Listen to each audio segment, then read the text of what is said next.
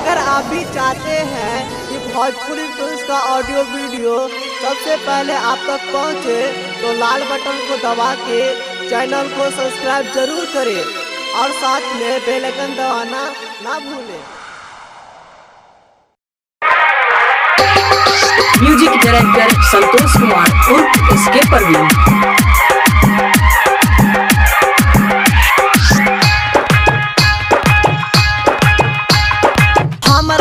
पूजा lover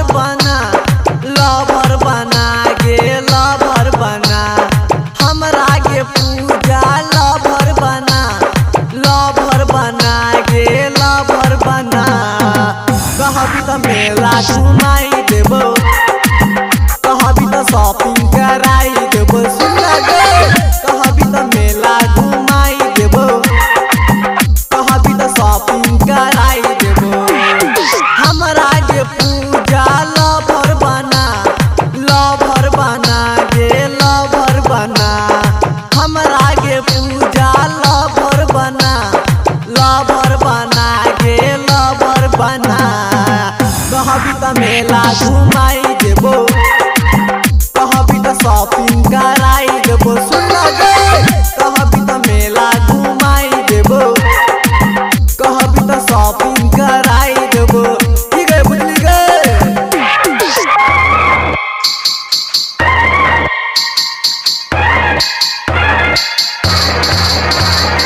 DJ SK Parveen, DJ SK Parveen, DJ SK Parveen, DJ Lalmaniya Lalmaniya Lalmaniya Lalmaniya Lalmaniya. हमरा जैसन lover नहीं मिलतो, कोई जिले डिबिया बाई कगे पूजा। हमरा जैसन लवर नहीं मिलतो, कोई जिले डिबिया बाई कगे, कोई जिले डिबिया बाई कगे, कोई जिले डिबिया बाई कगे। हमरा के पूजा लवर बना गे लवर बना। कहबी त मेला घुमाई देबो, कहबी त शॉपिंग कराई देबो, सुन गे कहबी त मेला घुमाई देबो, कहबी त शॉपिंग कराई देबो, बुझली गे।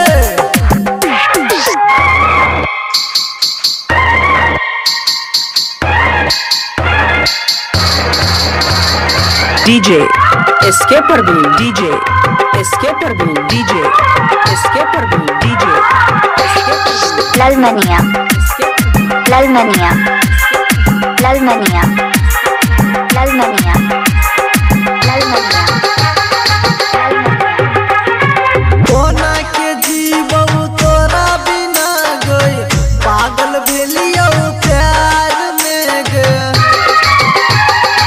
ये पूजा।